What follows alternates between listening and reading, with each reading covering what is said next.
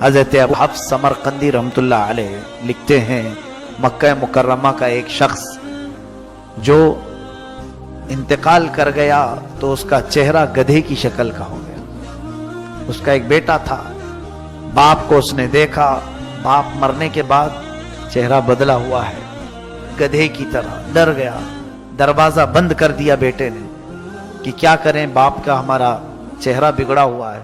سوچا کہ گھر میں ہی ایک کھڈا کھود کر کے یہاں دفن کر دوں، کہاں جنازہ اٹھاؤں، کہاں لوگوں کو بلاؤں، بڑی رسوائی ہوگی، بڑی بے آبرو ہونے کی بات ہے۔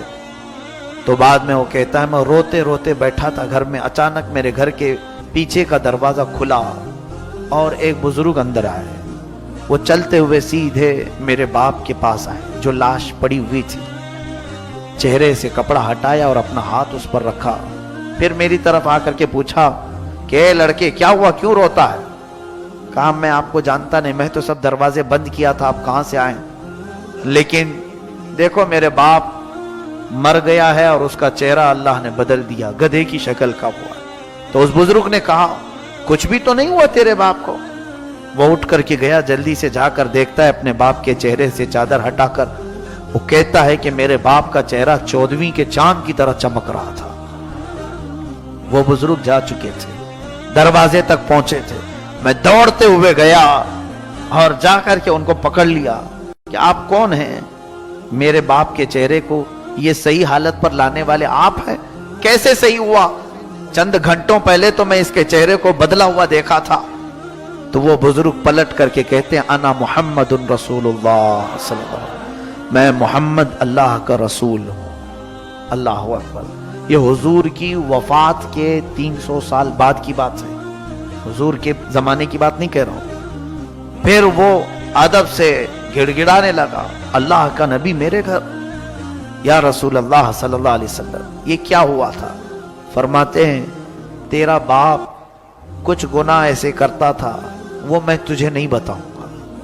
اللہ اکبر۔ حضور باپ کے گناہ بیٹے کو نہیں بتاتے، اللہ نے چھپا دیا، چھپ گئے۔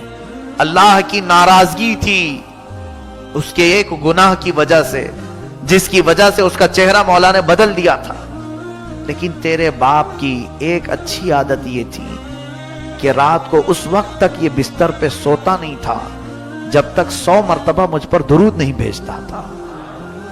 اس کی روز کی عادت تھی، لہذا اس کا پڑھا ہوا درود جو فرشتہ لے کر میرے دربار تک پہنچتا تھا، وہ آج آیا میرے پاس کہنے لگا یا رسول اللہ صلی اللہ علیہ وسلم، جس کا درود روزانہ میں لے کر آپ کے دربار میں آتا ہوں، اس کا انتقال ہوا، مگر غضب ہو گیا ہے اللہ کا، اس پر چہرہ بدل دیا گیا ہے۔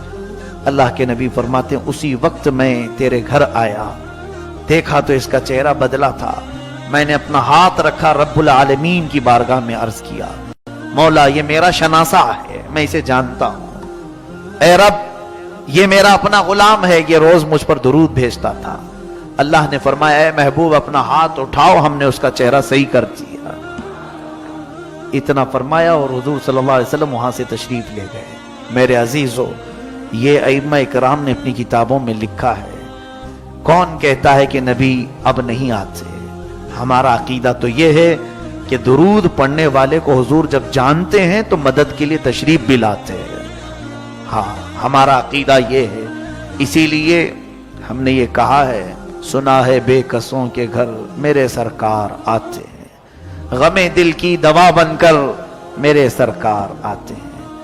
یہ قصور اپنی نگاہوں کا ہے عاشقوں، ورنہ دیکھو سرے محفل ہی اکثر میرے سرکار آتے ہیں۔ عزیزان گرامی، اسی طرح کی باتیں بہت